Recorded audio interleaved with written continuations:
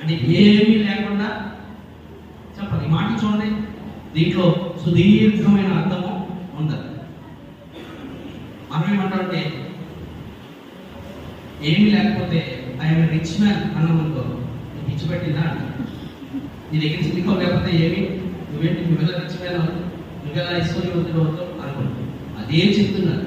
బాహ్యంగా మీ ఎదుట మమ్మల్ని చూసినప్పుడు ఇదిగో వస్త్రహీనుడుగాను ఆకలి తప్పులతోను నిలువ నీడలేని నివాసాలు కూడా లేని ఉంటున్నాము.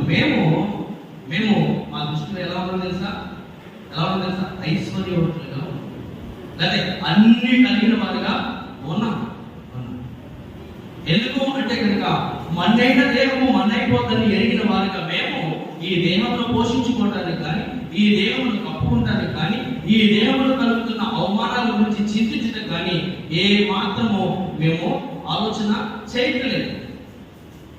ఆత్మను పెట్టిన దేవుడు దాన్ని తీసుకునే శక్తివంతుడైన ఆయన గురించి, లేకపోతే ఈ ఆత్మ మరలా దేవుని ధరించి నివసించే పరలోకం గురించి, ఆ పరలోకంలో ఈ పరుగు పందుల్లో మాకు ఉంచిన బహుమానం పొందుకోవడం గురించి వెనుకున్నవి మరిచి ముందున్న వాటికే, అనగా పరలోకం కోసమే ఏగిరి పడుతూ నిత్య జీవం చేరేంత వరకు ఈ అవమానాలు లక్ష్య చేయకుండా అవమానాల్లో ఏమీ లేని వారిపై ఉన్నప్పటికీ అన్ని కలిగిన వారుగా ఉన్నవారు.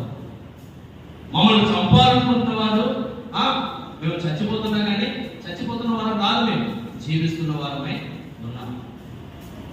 చూడండి, ఈ ఆత్మీయాత్మలు ఎలాగా అంటే కనుక నీకు వచ్చిన శ్రమలను సహించినప్పుడు, నిందలను భరించినప్పుడు, అవమానాలు సైతము నువ్వేమో,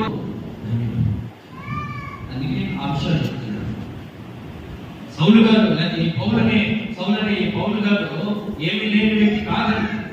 ఐశ్వర్యవంతుడు, వాడలు కలిగిన వాడు, సంపన్నుడు, శ్రీమంతుడు, స్థితిగతులు కలిగిన వాడు. అటువంటి వాడు వీటన్నిటిని దేనితో చూస్తున్నాడు అంటే కనుక పెంటతో పోల్చుకుంటాడు.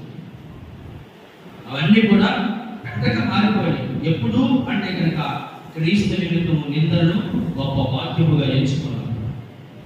క్రీస్తు నిమిత్తము అవమానాలను గొప్ప ధన్యతగా ఎంచుకున్నాడు. క్రీస్తుకు ఖైదీగా మారిపోయినప్పుడు ఇవన్నీ కూడా వ్యర్థము అనుకుంటున్నాడు. అందుకనే ఆయన ఏం చెప్తున్నాడు తెలుసా, పెళ్లి చేసుకోవడం తప్పని అనట్లేదు, కానీ పెళ్లి చేసుకోవడం ప్రతి వాడికి సొంత భార్య ఉండటం, లేదా ప్రతి స్త్రీకి సొంత భర్త ఉండటం మంచిదే, కానీ పెళ్లి చేసుకోకుండా ఉండటం నాకు మరి మంచిది. అందుకే నేను అలా ఉండిపోయాను. కొన్ని నిర్ణయాలు చాలా బాగుంటాయి. పౌలు గారు దేవుణ్ణి ఏమి అడగలేదు, మనం అన్ని అడుగుతాం.